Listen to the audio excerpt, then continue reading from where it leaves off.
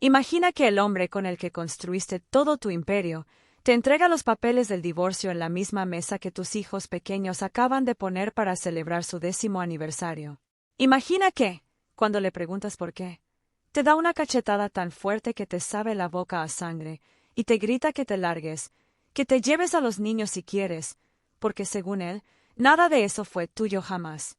Pero lo que él no sabía es que yo tenía unas bajo la manga.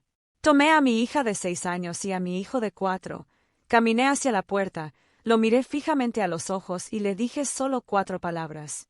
Te prometo que, para el final de esta historia, esas 4 palabras te harán querer levantarte y aplaudir. Le dije, necesitas mi firma. Él se rió de mí. Recuerdo esa risa más que la misma cachetada. Fue una risa corta, fea, de incredulidad. La risa de un hombre que pensaba que ya había ganado la partida. Pero presta atención, porque no tenía ni la más mínima idea de lo que esas 4 palabras significaban. En solo 6 semanas, lo entendería a la perfección. Y para entonces, sería demasiado tarde para que pudiera hacer algo al respecto. Mi nombre es Valeria, y esta es la historia de cómo el hombre con el que construí mi vida intentó borrarme de ella, y cómo me aseguré de que, en su lugar, él se borrara a sí mismo. ¿Te quedarías a escuchar cómo le quité todo? Porque la trampa que le tendí llevaba 10 años construyéndose. Hace 10 años, yo no era la dueña de la mitad de una de las firmas de diseño y remodelación más importantes de Monterrey. Era una joven de 26 años con una mesa plegable, una laptop manchada de pintura y la terca creencia de que la gente merecía casas que se sintieran como ellos, no como catálogos de muebles. Antes de morir, mi padre me había dejado una pequeña propiedad comercial en una zona industrial a las afueras de la ciudad. No era nada glamoroso, solo 4,000 pies cuadrados de una bodega fría que él había usado para su propio negocio de construcción durante 30 años. Pero aquí viene el detalle que cambiaría mi vida por completo, así que escucha bien. Me la dejó en un fideicomiso con un lenguaje legal muy particular. ¿Por qué me conocía? Sabía que si me lo dejaba a mi nombre sin protección, algún día un hombre con labia podría convencerme de cederlo por amor, por cansancio, o simplemente para llevar la fiesta en paz. Así que no me lo dejó directamente. Lo hizo a través de un fideicomiso familiar que requería mi firma personal y notariada para cualquier venta, refinanciamiento o transferencia de la propiedad, sin importar el nombre de quien más se añadiera a cualquier cosa que se construyera sobre ella. Más tarde, la abogada de mi padre, una mujer astuta y directa llamada Doña Carmen, redactó los papeles y me dijo algo que no entendí por completo hasta años después. Me dijo, Valeria, el amor vuelve a la gente generosa. Pero la generosidad es hermosa solo hasta que alguien se aprovecha de ella. Esta cláusula no se trata de no confiar en tu futuro esposo. Se trata de no confiarle a nadie completamente lo único que tu padre construyó con sus propias manos. Conocí a Mateo 8 meses después de la muerte de mi padre. Pero si crees que él era el típico villano desde el principio, te equivocas, y eso es lo que hace que esta traición sea mucho peor. Era encantador, con esa seguridad que tienen los hombres que saben lo que quieren. Elogió los ladrillos expuestos de mi bodega antes de elogiarme a mí. Y de alguna manera, eso se sintió más honesto que si me hubiera halagado la cara. Él tenía una maestría en negocios y 0 capital, y yo tenía bienes raíces heredados y ningún socio formal. En ese momento, se sintió como el destino. En 1 año, estábamos casados. En 2, habíamos convertido la polvorienta bodega de mi padre en Lumina Diseño y Arquitectura, una empresa que remodelaba casas, las preparaba para la venta y, con el tiempo, construyó una pequeña cadena de salas de exhibición en 3 municipios. Mateo se encargaba de las operaciones y las finanzas. Yo manejaba el diseño, las relaciones con los clientes y, en silencio, el fideicomiso que era dueño del edificio físico sobre el que se levantaba todo. Quiero ser brutalmente honesta contigo, porque si no entiendes lo bueno, no entenderás lo malo. Los primeros 6 o 7 años fueron buenos, genuinamente buenos. Tuvimos a Sofía, y 2 años después a Diego. Mateo era el entrenador del equipo de fútbol de Sofía, aunque no sabía ni una regla cuando empezó. A veces me quedaba dormida en el sillón de la oficina cuando estábamos saturados de trabajo, y él me cubría con su saco y preparaba el café para el equipo de la mañana. Te cuento esto porque no quiero que pienses que es la historia de un monstruo que siempre fue un monstruo. Es la historia de una buena década que, lenta y silenciosamente, se pudrió. Y casi no me doy cuenta hasta que fue demasiado tarde. Esa putrefacción tenía un nombre, y su nombre era Camila. Pero espera a escuchar cuál era su verdadero plan, porque te aseguro que no es lo que estás pensando. Camila entró al negocio en nuestro 8º año, presentada a ambos como una consultora financiera especializada en escalar empresas de diseño al modelo de franquicias. Era refinada, de una manera que me hizo sentir, por primera vez en años, consciente de las manchas de pintura bajo mis uñas. Le hablaba a Mateo sobre potencial de crecimiento, escalabilidad de marca y liberación de capital. Frases que hacían brillar sus ojos de una forma que las lágrimas de felicidad de nuestros clientes ya no lograban. Empecé a notar el cambio, pero guarda este pensamiento, porque las señales siempre están ahí si decides mirarlas. Mateo empezó a tener reuniones sin mí. Empezó a decir nosotros sobre decisiones en las que yo no había participado. Empezó a referirse a Lumina como mi empresa en conversaciones con proveedores. Se lo mencioné una vez, suavemente, durante la cena, cuando todavía creía que la suavidad era la respuesta. Le pregunté si algo había cambiado entre nosotros. Me dijo que estaba siendo paranoica, que trabajar con tu pareja crea fricción, y que debería estar agradecida de que él pensara en grande mientras yo seguía estancada jugando con muestras de colores. Esa palabra, estancada, se me quedó clavada en el pecho durante días. Yo había construido las relaciones que le dieron la reputación a la empresa. Yo había puesto, literalmente, el techo bajo el cual operaban. Pero en su mente, yo me había convertido en la socia reemplazable. Y si alguna vez te han hecho a un lado, sabes exactamente de lo que hablo. Dejó de invitarme a las llamadas con proveedores. Empezó a programar cenas de estrategia con Camila en las noches en que normalmente los niños hacían la tarea en mi oficina. Se compró un traje nuevo para una presentación, algo que nunca había hecho para uno de mis clientes. Una vez lo escuché en el teléfono desde el garaje, riéndose de algo que Camila dijo, con una voz mucho más cálida de la que usaba para preguntarme cómo me había ido en el día. Me dije a mí misma que era solo negocios. Me mentí, porque la alternativa era admitir que el hombre de mi vida estaba ensayando un futuro donde yo ya no encajaba. Pero lo que yo no sabía entonces, y que está a punto de volar tu mente, era que Camila no solo estaba haciendo consultoría. Estaba guiando a Mateo, cuidadosa y pacientemente, hacia un acuerdo de compra masiva con un grupo de inversionistas extranjeros. El trato habría triplicado el tamaño de la empresa en 18 meses y habría hecho de Mateo, en papel, un hombre asquerosamente rico. Pero había un pequeño, diminuto problema que ellos pasaron por alto. Un documento de fideicomiso de hace 10 años archivado en el registro público. ¿Recuerdas lo que te conté al principio? Nada podía ser vendido, refinanciado o transferido sin mi firma notariada, porque el edificio físico seguía siendo mío. Mateo había olvidado esa cláusula. Los hombres que no construyen los cimientos rara vez se molestan en leer la letra pequeña de los mismos. Pero Camila, siendo minuciosa, no lo olvidó. Pasó meses buscando un vacío legal.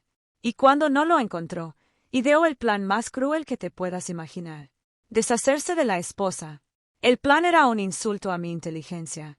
Si Mateo se divorciaba de mí rápido, en silencio y bajo términos desfavorables, términos que yo firmaría estando en shock, de luto por mi matrimonio y con prisa por proteger a mis hijos de las peleas, había una posibilidad real de que un acuerdo apresurado incluyera lenguaje que le transfiriera todos los intereses de la propiedad. Solo necesitaba que una mujer abrumada, tomada por sorpresa y sin un abogado presente, firmara. Y casi funciona, porque el dolor te hace moverte rápido y pensar lento. Y Mateo lo sabía. Eligió nuestro aniversario porque sabía que yo organizaría algo. Esa noche, Sofía y Diego me habían ayudado a poner la mesa con servilletas de tela dobladas. Teníamos un pastel comprado en el súper con los nombres de ambos niños, porque Diego insistió. Yo quería una cena familiar perfecta. Pero Mateo esperó a que encendiera la vela en el centro de la mesa y dejó un sobre junto a mi plato. Creo que es hora de dejar de fingir, me dijo con su voz de negocios. Lo abrí frente a mis hijos pensando que era una tarjeta. Era una petición de divorcio, ya firmada por él. Sofía preguntó qué era. Le dije que eran papeles de adultos, manteniendo mi voz firme mientras mi mundo se desmoronaba.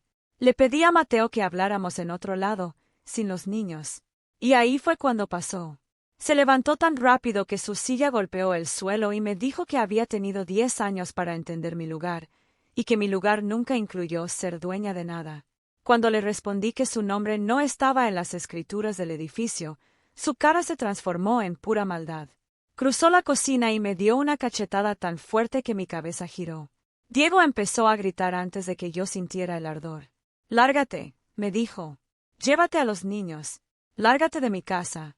Él realmente creía que yo era una invitada en mi propia vida. Tomé a Diego llorando, agarré la manita temblorosa de Sofía y caminé hacia la puerta. Pero antes de salir, me di la vuelta.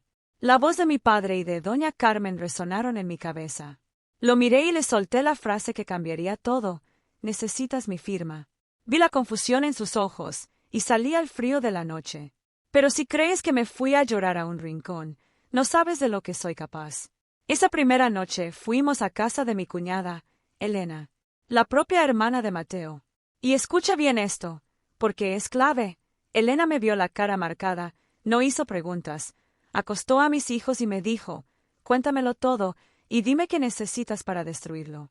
3 días después, cuando el moretón estaba en su punto más horrible, fui a una clínica. No por dolor, sino porque necesitaba un registro médico oficial con fecha y hora.